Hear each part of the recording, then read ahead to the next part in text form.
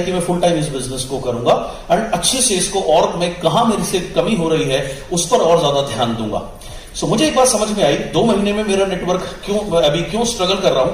मैं सभी लोगों को इन्वाइट कर रहा हूं आने के लिए, 30-30 किलोमीटर आने के लिए। ट्रैफिक में 1.5 से 2 घंटे लगते थे एक तरफ आने के लिए, जाने के लिए तो 4 घंटे वो लोग वो विजन नहीं देख सकते, वो नहीं आते। तो मुझे समझ में आया अगर लोगों को मीटिंग तक ले जाना मुश्किल है तो मीटिंग को लोगों के पास ले जाना पड़ेगा। सो मैंने उस दिन के बाद से जितनी भी बिजनेस मीटिंग्स होती थी उसमें मैं हमेशा रजिस्टर लेकर के बैठता था, नोट्स बनाता था और बहुत ध्यान से देखता था कि कौन सा प्रेजेंटर किस स्लाइड पर क्या बोलते हैं, कैसे प्रोडक्ट डेमो करते हैं, कैसे प्रोडक्ट के बारे में बताते हैं, कैसे प्लान के बारे में बताते हैं, और हर चीज के नोट्स बनाकर घर में जाकर के उसको मैंने रिवाइज करना या याद करना या लर्न करना शुरू कर दिया। सो कुछ हफ्तों के बाद या कुछ दिनों में मुझे मीटिंग करने की प्रैक्टिस करनी शुरू कर दी, मुझे मीटिंग करनी आ गई। सो मैंने 1-on-1 करनी शुरू कर दी। मैंने एक आदमी को बिजनेस समझाना शुरू कर दिया। अब मैं इन्वाइट करने के चक्कर में ना पड़ के जहां भी मुझे मौका मिलता वहां मैं उनको 1-on-1 बिजनेस समझाने लगा और थोड़ा बहुत जिनको बात समझ में आती उसके बाद फिर मैं उन्हें इन्वाइट करता। सो ऐसे धीरे धीरे मेरा थोड़ा थोड़ा नेटवर्क खिसकने लगा, थोड़ा थोड़ा नेटवर्क मेरा बनने लगा। और उसके साथ साथ फिर मैंने धीरे धीरे होम मीटिंग भी करी। होम मीटिंग मैंने कैसे करनी सीखी, ये भी एक छोटा सा इंसिडेंट है। मैं एक दिन अपने उस कंपनी के ऑफिस में गया, दोपहर का समय था। सो ट्रेनिंग हॉल हुआ करता था। मैंने ट्रेनिंग हॉल खोल के देखा तो एक बहुत बड़े लीडर थे, वो उनकी कोई टीम आई हुई थी गुजरात से, तो वो उनको सिखा रहे थे कि होम मीटिंग कैसे करते हैं। मैं चुपचाप वहां बैठ गया, नोट्स बनाने शुरू किए। उन्होंने सीखा नहीं सीखा मुझे नहीं पता, लेकिन मैंने वहां से जरूर सीख लिया। और उसके बाद में मैंने होम मीटिंग करनी शुरू कर दी, चार्ट पेपर लेकर के, और ऐसे बिजनेस समझाना शुरू कर दिया। सो जब मैं लगातार होम मीटिंग करने लगा, इससे धीरे धीरे मेरा नेटवर्क बनने लगा। और क्योंकि मैं डेली शाम को बिजनेस मीटिंग में जरूर जाता था, चाहे मेरा कोई गेस्ट आए या ना आए, मैं कभी भी कोई भी बिजनेस मीटिंग मिस नहीं करता था। आज मैं लोगों को देखता हूं, लोग क्या करते हैं, 1 CNT में जाते हैं, 2 में जाते हैं, उसके बाद आप उन्हें को वो क्या कहते हैं, अरे वही तो CNT है, मैं तो 10 बार सुन चुका हूं। और ये उनकी सबसे बड़ी गलती होती है। आप 10 बार या आपके गेस्ट नहीं आते जब आप आना बंद कर देते हैं। अगर आप लगातार आएंगे और आपके गेस्ट नहीं आएंगे तो यहां दर्द होता है, लेकिन अगर आप कंटिन्यू रखेंगे तभी वो सोल्यूशन है। उस स्थिति से तो आपको निकलना है। अगर आपने जाना बंद कर दिया तो आपका नेटवर्क कैसे बनेगा, राइट। सो मैं डेली शाम को बिजनेस मीटिंग में जरूर जाता था। और एक बार रन डाउन बन रहा था, यानी कौन प्रेजेंटर क्या पार्ट करेगा। उस दिन लोग कम थे जो प्रेजेंटर्स थे, तो किसी ने मुझसे पूछा कि आप रोज आते हो, कि आप ये छोटा सा पार्ट कर सकते हो। 1 स्लाइड का पार्ट था। मैंने कहा जी मैं कोशिश करता हूं। तो उन्होंने मेरे को 1 स्लाइड बोलने के लिए दे दी। उसकी मैंने थोड़ी सी तैयारी करी, 10-15 मिनट में। सुनता तो रोज था, लेकिन जब खुद करने की बारी आई 5-10 मिनट खुद को मेंटली प्रिपेयर किया।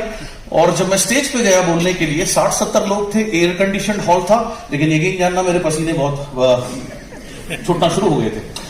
और दिल ऐसे धड़क रहा था मानो कि बुलेट ट्रेन अभी इंडिया में आई भी नहीं है, लेकिन मेरे दिल में बुलेट ट्रेन 1998 में आ गई थी। इतनी तेज मेरी हार्ट बीट हो रही थी। किसी तरीके से मैंने अपना वो 2-4 मिनट का जो पार्ट था वो करा और मैं वहां से उतरा। अगले दिन मुझे फिर से कहा गया वही पार्ट करने के लिए। अगले दिन जब मैं वही पार्ट करने के लिए गया तो बुलेट ट्रेन थोड़ी सी राजधानी ट्रेन में कन्वर्ट हो गई, यानी थोड़ी सी डर घबराहट हल्की सी कम हुई। और उसके बाद मैं रोज उस पार्ट को करने लगा। 10-15 दिन बाद वो राजधानी मालगाड़ी में तब्दील हो गई, यानी मैं थोड़ा धीरे धीरे कंफर्टेबल हो गया। और उसका नतीजा क्या हुआ कि जो मेरे थोड़े बहुत जो 2-4-5-10 लोग उस समय आने शुरू हो गए थे, वो मेरी रिस्पेक्ट करने लगे, क्योंकि वो उनको ये समझ में आया कि मैं भी अब स्टेज पे जाके बोलने लगा हूं, तो मैं भी शायद थोड़ा बहुत कुछ लीडर बन गया हूं। सो ऐसा मैंने उनकी नजरों में मेरे प्रति फर्क देखा। होम मीटिंग्स मैंने जारी करी। मैं हमेशा मेरी कोशिश होती थी मैं ज्यादा से ज्यादा होम मीटिंग करूं, क्योंकि उस समय सभी लोग पार्ट टाइम काम करते थे। सैटरडे संडे ज्यादा होम मीटिंग्स मिलती थी, तो मैं कोशिश करता था संडे के दिन में 4, 5, 6, 7 जितनी संभव हो उतनी होम मीटिंग मैं कर सकूं। सो रेगुलर होम मीटिंग करने से मेरा नेटवर्क बनने लगा। और मुझे एक बात और समझ में आई कि अगर इस बिजनेस में आपको ग्रो करना है, आपके नेटवर्क में जितनी ज्यादा मीटिंग होगी, उस समय मैं अकेला मीटिंग किया करता था, मेरे नेटवर्क में कोई मीटिंग नहीं करता था। तो मुझे एक बात समझ में आई कि अगर मैं मीटिंग करने वाले लोग बढ़ा दूं तो मेरे नेटवर्क में मीटिंग ज्यादा होने लगेगी। मीटिंग ज्यादा होने लगेगी तभी ग्रोथ संभव है। सो मैंने कुछ लोग थे, कुछ जो नेटवर्क में ग्रो करना चाहते थे, उनको मैंने सुबह ज्यादातर लोग पार्ट टाइमर थे, ऑफिस जाते थे 9 बजे, तो मैं घर से निकलता था सुबह 6 बजे, 7, 7:15 बजे हम एक जगह इकट्ठे होते थे और मैंने उनको भी मीटिंग करना सिखाना शुरू कर दिया, इंट्रोडक्शन से लेकर के हर चीज से लेकर के। सो कुछ महीनों की मशक्कत के बाद में कोई 5, 7, 10 लोग तैयार हो गए मीटिंग करने के लिए। उसके बाद आधी मीटिंग शुरू में मैं करता था, आधी उनको देनी शुरू करी। ऐसे करके मैंने 5, 7, 10 लोग नेटवर्क में रेडी किए। जब वो 5, 7, 10 लोग होम मीटिंग करने के लिए रेडी हो गए, होम मीटिंग टीम में बढ़ने लगी, तो धीरे धीरे नेटवर्क और ज्यादा बढ़ने लगा। बीच बीच में जो भी ट्रेनिंग होती थी, मैंने कभी आज तक कोई ट्रेनिंग मिस नहीं करी। हर ट्रेनिंग में बैठना, शिद्दत के साथ नोट्स बनाना, और जो लोग नेटवर्क के ट्रेनिंग में नहीं आते थे, फिर वही ट्रेनिंग में उनको उनके घर पर या किसी न किसी के घर पर हम इकट्ठा करके उनको सिखाने का प्रयत्न करता था, चार्ट पेपर लगा करके। वो सीखे या नहीं सीखे, लेकिन उनको सिखाते सिखाते मैं जरूर सीख गया। क्योंकि आप जो भी बोलते हैं, आपके होठों से सबसे ज्यादा नजदीक आपके कान होते हैं, तो उसका असर सबसे ज्यादा आपके ऊपर होता है। तो कंटिन्यूसली उनको बोलते बोलते बोलते वो चीजें मेरे अंदर आने लगी। सो जिसकी वजह से काफी चेंजेस मेरे अंदर आए। एंड इसका परिणाम ये हुआ कि 7 महीने के बाद में, 7 महीने के अंदर में नेटवर्क बना, 10,000 रुपए से ऊपर का चेक पहुंचा, फिर 8वें महीने 17,000 पहुंचा, और साल भर के अंदर अंदर अप्रैल 99 तक मेरी इनकम 30,000, 30,000 रुपए के आसपास पहुंच गई थी।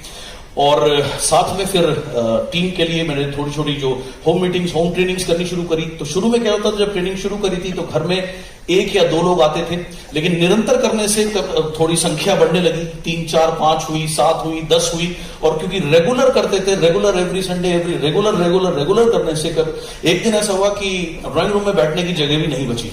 तो फिर ऑफिस का हॉल बुक करना शुरू कर दिया।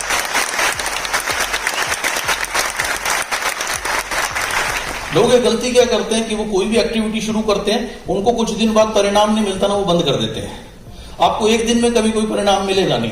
आप एक दिन में इतने बड़े नहीं हुए, तो एक दिन में नेटवर्क कैसे बन जाएगा आपका, राइट? अल्टीमेट चीज क्या? कंसिस्टेंसी।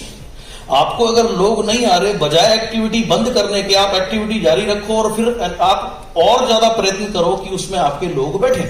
सो मैंने जब ये चीज कंटिन्यू करी, तो ड्राइंग रूम छोटे पड़ने लगे, जिसकी वजह से जो उस कंपनी का हॉल था उसको बुक करना शुरू कर दिया, उसमें टाइम स्लॉट लेना शुरू कर दिया, वहां लोग बुलाने लगे। शुरू में वहां भी लोग कम आते थे, राइट?